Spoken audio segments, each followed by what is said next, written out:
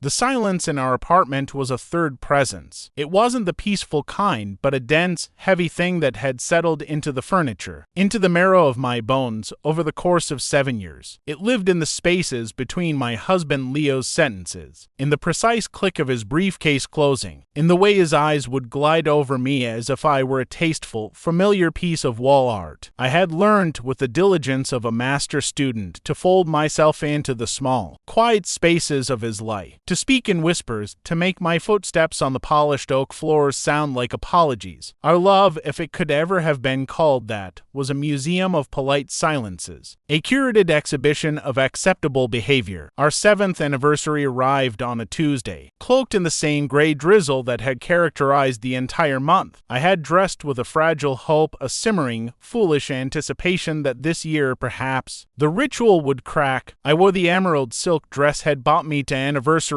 ago, the one he said matched my eyes. Had said that once. I stood by the floor-to-ceiling windows of our minimalist living room, watching the rain trace desperate paths down the glass, my reflection a ghost trapped between the indoor chill and the world's weepy outside. Leo was late, of course. His text was a model of efficiency, stuck at merger finalization, reservation at 8. Be ready. I was always ready. I had been ready for 7 years. I smoothed the silk over my hips, a gesture that felt like tending to a relic. The restaurant was a temple of ambient noise and low lighting, a place where conversations were held in murmurs and cutlery never clattered. We were seated at his usual table, a secluded booth that felt less like intimacy and more like a strategic command post. He ordered for us both, discussing the wine with a sommelier in a language of terroir and tannins that was utterly foreign to me. I smiled, the quiet wife nodding at the appropriate moments. He spoke of the merger, of boardroom tactics, of numbers that danced in his head. I listened, or performed listening, my mind tracing the delicate pattern on my porcelain plate. It was when he excused himself to take a call he took at the table for the first 5 rings before remembering his surroundings, that I saw it. His jacket, slung over the back of his chair, shifted. A slim, white slip of paper, the restaurant's receipt, fluttered to the lush carpet by my feet. I bent to retrieve it, a polite, wifely gesture. My fingers, cold against the paper, turned it over. There, in his sharp, clinical handwriting, was a note for his accountant. Business dinner. Client negotiation. Deductible. The words didn't sink in at first. They simply sat there, black ink on white, absurd and monstrous. Business dinner. Client negotiation. I stared at the date printed by the machine. The day, the month, the year. Our anniversary. The emerald silk felt suddenly like a costume, the soft lighting a sham. The 7 years of whispered words, of folded selfhood, of existing in the margins of his life they condensed into that single, flimsy piece of paper. It wasn't an insult shouted in anger, it was a footnote in his ledger. I was a tax deduction. He returned, slipping his phone into his pocket. Everything all right? He asked, his gaze already scanning the room for someone more important. Perfect, I whispered, my voice steady, the same obedient tone I had cultivated for a lifetime. I placed the receipt carefully beside his water glass. He glanced at it, gave a slight, satisfied nod, and tucked it into his wallet without a second thought. The silence between us then was different. It was no longer passive, it was a live wire, humming with a voltage only I could feel. That night, in our king-sized bed with its 1,000 thread-count sheets that felt like ice, I didn't cry. The tears had been spent years ago. In the early days when I still believed quietness could be a form of love, I lay perfectly still, staring at the minimalist ceiling fixture, a cold orb of glass. The receipt had been the final stitch in a seam that had been straining for years. It wasn't the pain of it that shocked me, but the clarity. A simple, devastating audit of my life. Assets negligible, liabilities overwhelming. The balance was zero. I didn't plan it. The affair. It wasn't a revenge plotted in the dark. It was, instead, a slow, tectonic unbuckling of my own silence. It began with a voice. 3 days after the anniversary that wasn't, I went to a small, independent bookstore downtown. A place Leo would never enter, dismissing it as quaint. I was searching for a novel. Something with sentences so lush and loud they would drown out the quiet in my head. The shop was cramped, smelling of old paper and coffee. I reached for a volume on a high shelf, my fingertips brushing the spine just as another hand did the same. Sorry,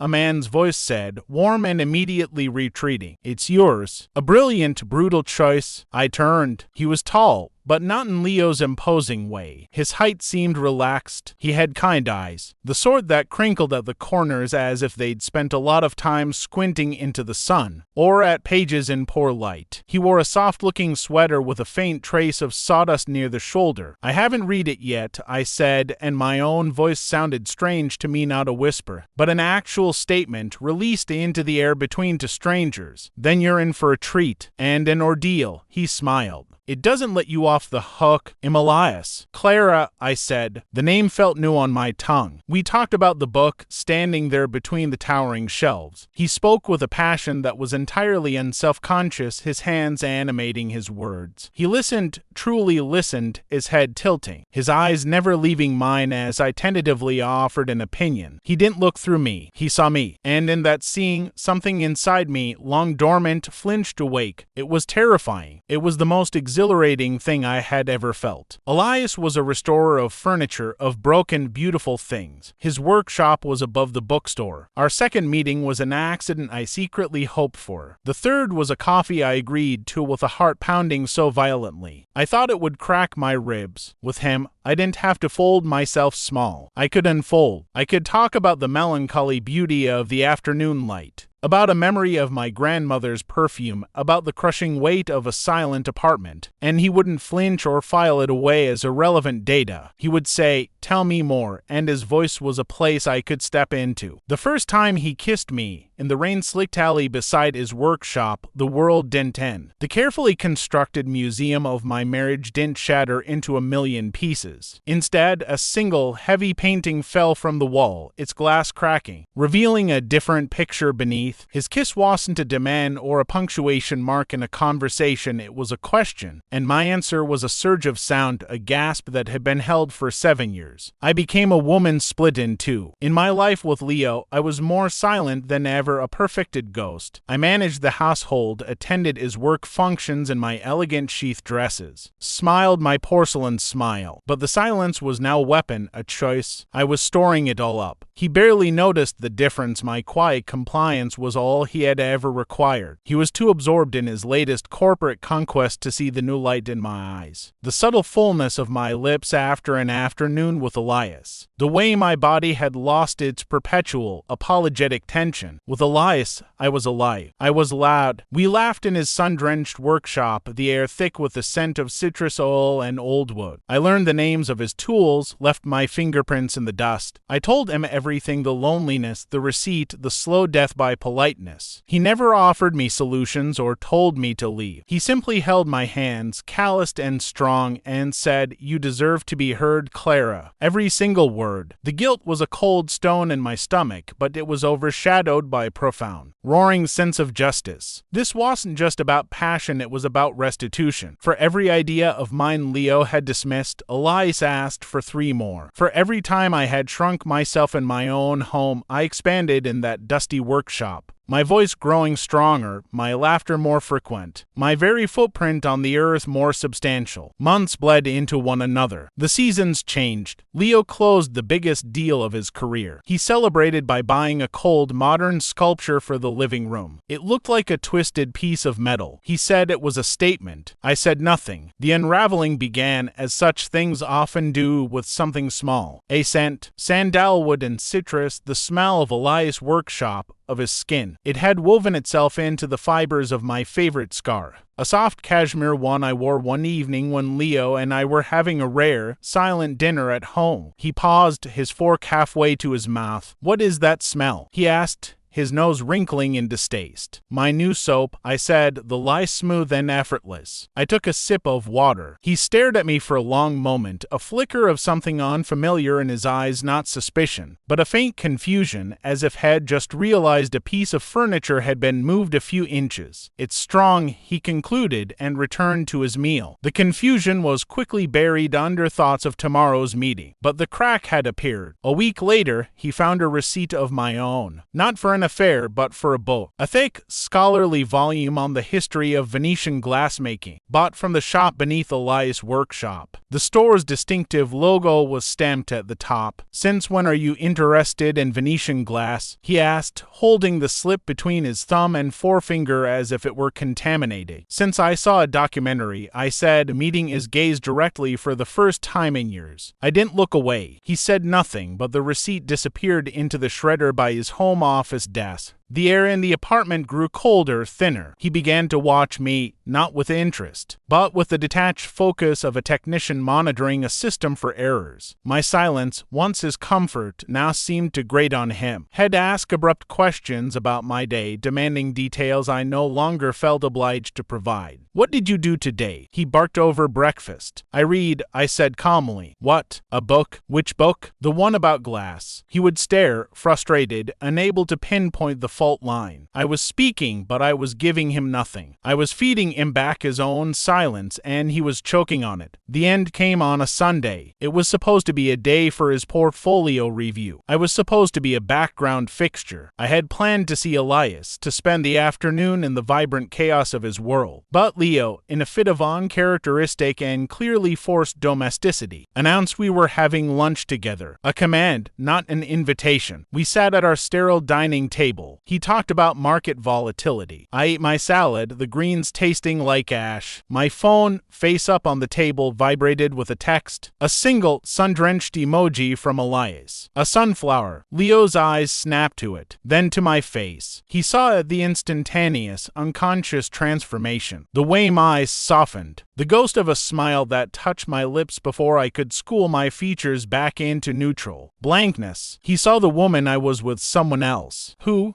he said, his voice dangerously quiet. "Is that?" "A friend," I said, picking up my phone to silence it. My hand was steady. "You don't have friends," he stated, a cold, clinical fact in his mind. The words hung in the air, and in that suspended moment, the last of my fear evaporated. The dam of silence I had built, brick by painful brick over 7 years, finally broke. "No," I agreed, placing my fork down with a precise click. "I didn't. Not here. Not in this museum you built for us. But I do now." He blinked, thrown by the volume, the clarity, the sheer presence of my voice. "What are you talking about?" "I'm talking about the receipt, Leo, for our anniversary dinner, business meal. I'm talking about 7 years of being a piece of decor. I'm talking about the silence you demanded and the silence I am now choosing to give you. It's a different kind. You're going to find it much less comfortable." His face paled, then flushed with anger. "Have you lost your mind? What receipt? What friend?" "The one who listens," I said, standing up. My chair didn't scrape, it glided soundlessly on the rug, a final, perfect piece of quiet. "The one who sees me. The one who would never, ever reduce me to a tax deduction." The confession of the affair itself was almost an afterthought. "Yes,